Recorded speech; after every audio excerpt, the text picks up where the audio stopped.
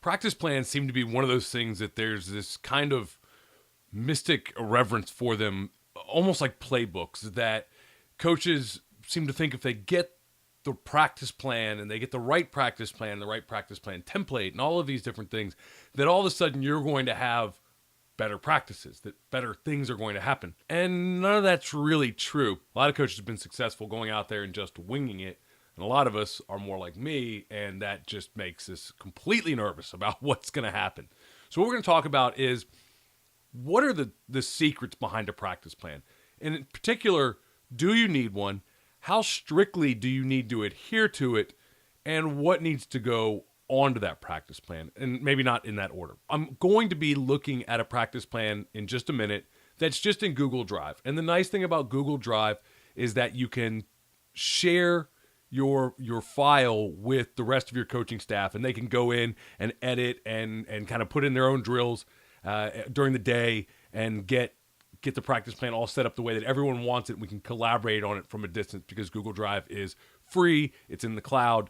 Very nice to use. Now, I'm going to put a link to that practice plan template down in the description below this video. It will be an Excel format, which you can easily take and either use in Excel or a lot of other spreadsheet programs, or upload it to Google Drive and use it there. The first thing to think about is, do you need a practice plan? Do you really have to have a practice plan? If you're watching this video, the answer is probably yes, because you're thinking about practice plans. You're thinking about, is this important? And if you're the type of person who's thinking about it, then you probably want to have a practice plan, at least some kind of loose outline of what needs to be in there. Do you need a practice plan that's as detailed as the ones that I'm going to show you? Probably not. I've found that most coaches that I've worked with don't need a practice plan that is this detailed. However, if you're the head coach or you're the coordinator and you feel like this level of detail is necessary, then it is necessary. I like to have it. I like to be able to look at it and say, this is where we're supposed to be. And sometimes I get off track, but I want to be able to know where we need to be at. But let's go ahead and take a look at this practice plan. So again, this is a practice plan template, practice schedule template that will be available down in the description below. And a couple things about it, we have the date at the top. The focus, what we put in the focus is, what are the key coaching points for each position group? So this practice plan has 5-minute time periods. I've used 4-minute time periods, 6-minute time periods. It really doesn't matter. And then we've got the different types of periods. This is probably a frivolous column. I just like to have it there. And this is where I keep the general outline together so that everyone knows what we're doing. So this is O-Indies. This is an offensive practice plan, an offensive day during camp. Most of our practices are split, but this particular day was an offensive day. We're going to stay on the field for about 2 hours, probably more like 2 hours and 15 and a lot of times, but during camp, trying to keep it down. And the schedules are always going to look different. They're not always going to be the same. We do try to use a shell during the season, but sometimes you just change things around just to be different. OI is O-Indy, OG is O-Group. Water, obviously. Special teams, OT is O-Team. So let's look at what we've got here. Warm up at the start, 10 minutes. We'll try to keep that as short as we can. Across the top, we've got the different position groups. Warm up, and then we go into our O-Indies. And I like to separate the practice, especially if it's an offensive focused day. I like to separate the practice so that we work on passing individuals, passing fundamentals. Then we go to passing groups, 7-on-7. Then we go to run individuals and run fundamentals. Then we go to a team run period or a 9 versus 9.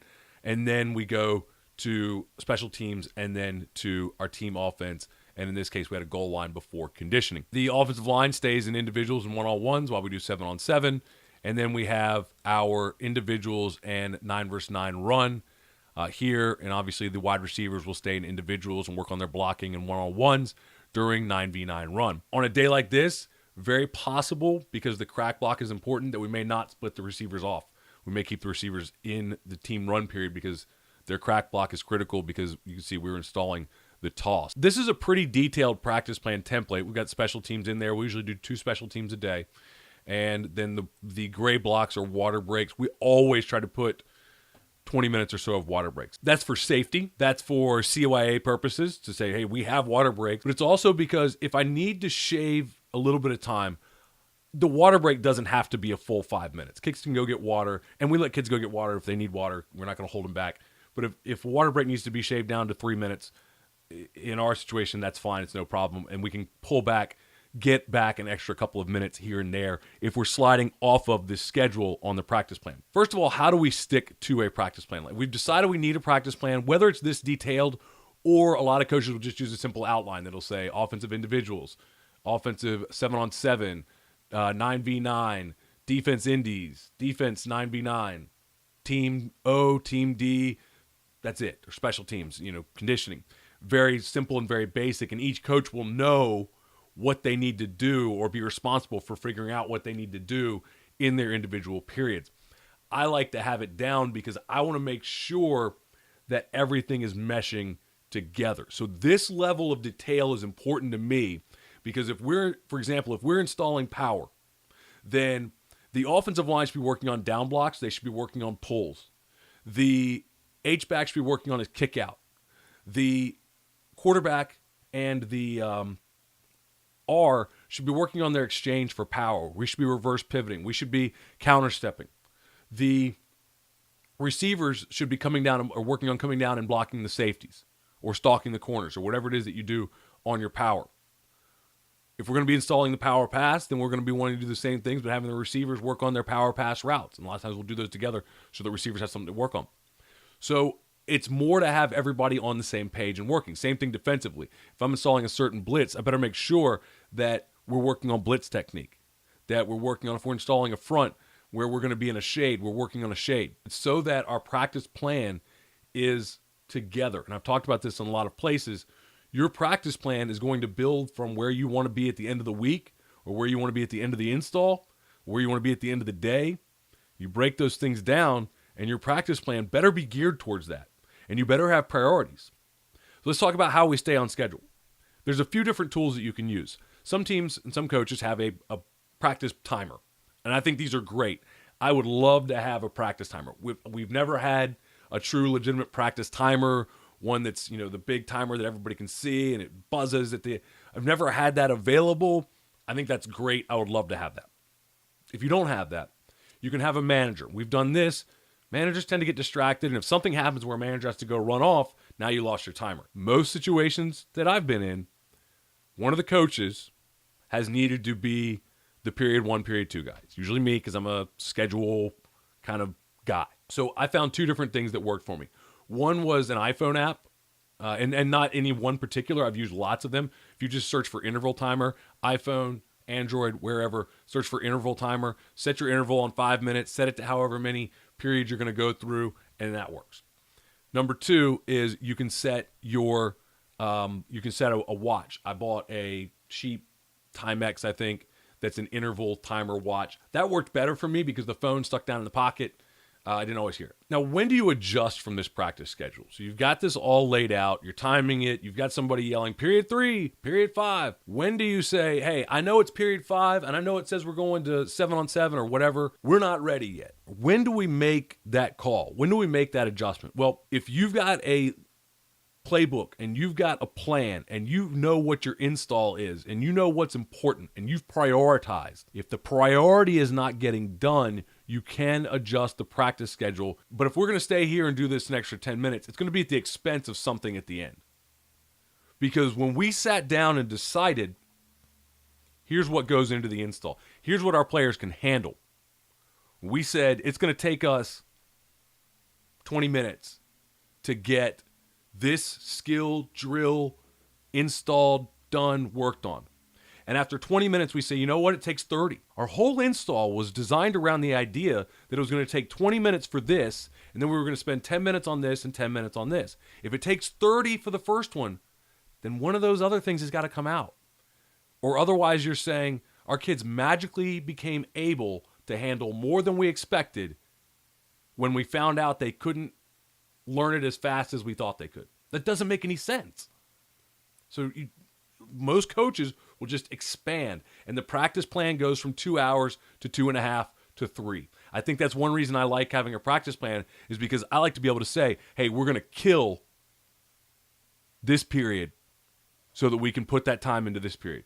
And we don't just expand on the back end. The only time that I'm okay with expanding on the back end is when effort isn't there and there's not a good reason for effort not to be there. If effort's not there because it's 110 degrees, I get it. Suck it up, be tough, but be smart. And that goes into the second time when to adjust. Weather will cause you to adjust. And in that case, again, it's not an issue of, hey, we thought it was going to take 20 minutes, it's taking 30. It's, we had lightning, we had heat, we had some sort of unsafe weather conditions, and we had to adjust. Then can we get the teaching? We adjust the practice plan so we get the teaching and the knowledge done inside, and then get back out on the field and get the physical aspects that need to be done on the field physically, get those done when we get back on the field. So we adjust the practice plan there. But again, I don't think you want to expand the time if at all possible. You don't want to expand the total amount of time, because when you sat down and you said this is what needs to be done, you can't just say, well, it took longer, our kids can handle it. I think kids have a certain limit to how much focus they can give you, if anything else. So that's what is important about having a practice plan, is not only knowing where you're trying to go and what you're trying to do, but knowing how to adjust it as things come up that maybe we didn't expect. The last thing is this, and this is one of the things I really like about practice plans. I know that a lot of you guys are watching YouTube videos and you're watching, I know you guys are junkies, some of you. Football, 24 hours a day, 7 days a week. I'm going to say that I'm not, even though I know that I'd spend a ton of time on football, but it is my job full time, which is a blessing. I have a lot of other things that I like to do.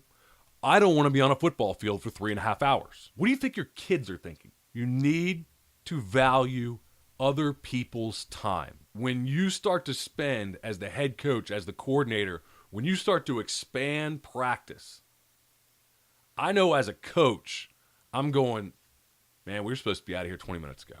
What are we doing? I'm tired. It's hot. I'm ready to go. Kids are ready to go. You need to use a practice plan because you need to respect the time constraints of others. And I don't always nail this, but if we plan a 2-hour and 15-minute practice, and that's kind of where I aim for.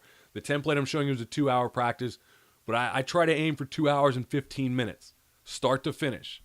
We get out there and we steal time where we can steal time. And you need to plan for that and value the time of others, and in particular, your players. Your players are not full-time football players. You're a high school football coach, you're a youth football coach.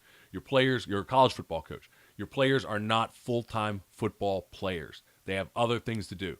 Do I believe they're going to go home and work on their homework for the next 3 hours? No, of course not. But there's other things in life too. Get in, get it done, follow the schedule as best you can, and get out of there. Again, check the description down below if you want to download that free practice plan template. If you've enjoyed this video, be sure to subscribe so that you don't miss any of my other videos on this channel. And also, here's a couple of other videos that you may want to check out from Joe Daniel Football. Yeah. Time's up.